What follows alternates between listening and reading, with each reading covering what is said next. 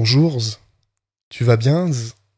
Moi c'est Jay et je suis musicien maintenant depuis 14 ans. Donc petite explication vite fait, j'ai commencé la musique avec la batterie. Ça a gavé mes parents en même pas l'espace d'un an. Je leur ai dit ok, j'arrête la batterie mais je continue la musique, donc je me mets à la guitare. Et voilà maintenant 14 ans que je suis dans le milieu de la musique et donc 13 ans que je fais de la gratte. Ah, la musique. Qu'est-ce que t'en penses, toi? Hein? Quand tu commences à faire de la zik, au bout d'un moment, tu te dis, allez, je vais faire un groupe. Sauf que quand moi j'ai commencé à faire un groupe, je n'avais pas envie de faire de reprises. Tu vois, je voulais faire mes propres morceaux. Composer, pour moi, c'était quelque chose que je voulais absolument faire. Et je me disais, comment composer alors que je n'ai aucune théorie musicale? Et en fait, ça m'a jamais posé de problème. Et c'est là tout l'intérêt de la chaîne. Tu vois, si tu cherches à composer des morceaux, tu es au bon endroit. Ça fait 14 ans que je fais de la musique et ça fait 14 ans que je joue sans aucune notion de théorie musicale. Alors, c'est relatif, hein. Y a malgré tout un minimum de choses que j'apprends parce que forcément, au bout d'un moment, quand tu joues, tu remarques certaines choses, mais mettre des noms, là, je suis incapable de le faire. Et donc, du coup, j'ai commencé à composer en groupe, dans tous les styles, hein. J'ai eu des groupes de rock, dans le style Rage Against the Machines. Et là, actuellement, donc, je joue dans un groupe de stoner et j'ai également mon projet solo qui regroupe différents styles musicaux, hein. Ça peut aller dans un style un peu néo-metal, comme du stoner, du rock. Et j'ai même été fou pour composer un morceau électro-rock. Donc, l'intérêt, c'est d'aborder plusieurs points. Comment composer un morceau sans théorie, essayer de voir pour analyser la structure d'un morceau, comment composer un riff de gratte efficace, hein, c'est toujours sympa, tu vois, toi qui es gratteux. Alors en sachant que moi généralement je compose des trucs qui sont relativement simples, ce n'est pas forcément les choses compliquées qui vont être les meilleures. Moi je suis plutôt dans l'idée de faire quelque chose d'efficace, qui fait que quand je suis en live avec le groupe avec lequel je joue,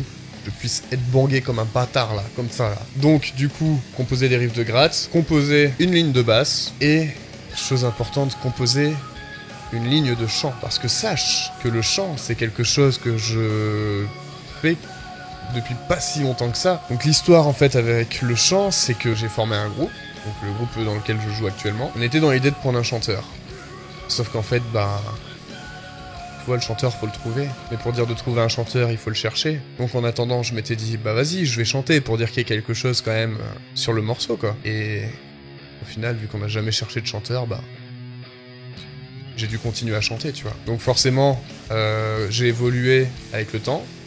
Donc voilà, plus ou moins... Enfin, voilà quoi. J'ai évolué avec le temps. Et mais il y a certains points en fait que j'ai travaillé qui m'ont permis d'évoluer sur le chant. Donc si je peux te partager mon expérience sur le chant, si ça peut t'aider, c'est un thème que j'aborderai. Autre thème que je compte aborder également, c'est la MAO. Donc la MAO c'est quoi ?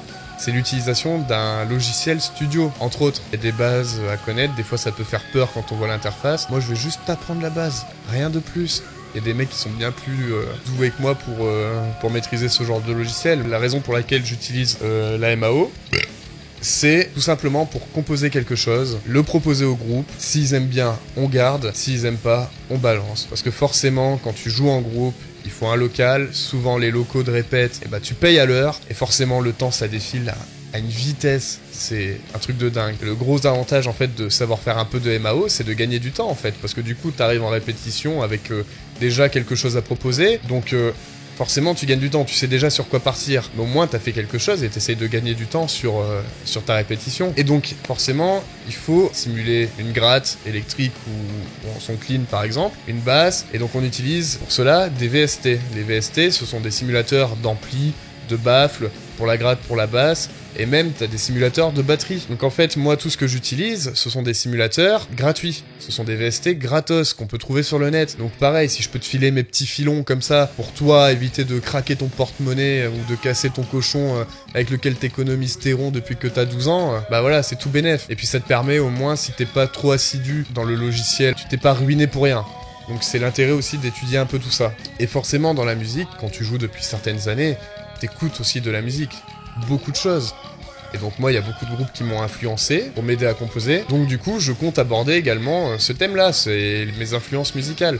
Donc partager avec vous ce que j'écoute, les groupes que j'écoute actuellement, que j'apprécie. Peut-être que toi, tu kifferas aussi et du coup, ça te fera les nouveaux groupes à écouter dans ta bagnole à fond de balle. Donc aussi, je compte aborder différents styles musicaux, en sachant qu'il y en a certains que je n'ai jamais fait, comme du beat pour des morceaux de rap, le gent, parce que j'estime que je n'ai pas forcément le niveau à la gratte pour pouvoir jouer du gent, et d'ailleurs je n'ai ni les instruments adaptés pour pouvoir le faire. Enfin, je dis pas que faire des beats de rap c'est quelque chose qui peut m'intéresser, ok, mais ce ne sont pas mes envies premières, donc forcément la musique aussi ça reste un plaisir.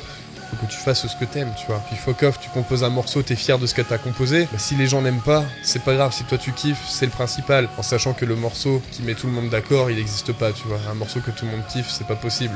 Sauf s'il y en a un, j'aimerais bien le connaître, quoi. Donc voilà, donc aborder différents styles. Donc moi, c'est mon style de cœur, c'est le stoner rock, metal, du rock peut-être un peu plus pop, pourquoi pas, des morceaux acoustiques, des morceaux avec un peu d'électro dedans également, en sachant que tout ce que je vais faire en vidéo, après je les posterai une fois terminé en musique que tu pourras écouter. Et par la suite, admettons que voilà, la machine s'emballe et que voilà, tu suis un petit peu tout ça et que tu décides de toi-même composer un morceau et que tu souhaites avoir un avis dessus. Bah, tu balances et je te donnerai mon avis directement. Puis si je peux te donner des conseils qui peuvent te permettre d'évoluer également, bah c'est tout bénef. Donc si tu veux suivre cette aventure, du coup je te propose de t'abonner. Et puis sache une chose, c'est que la musique, c'est dans tes cordes. Allez, à la prochaine. Salut.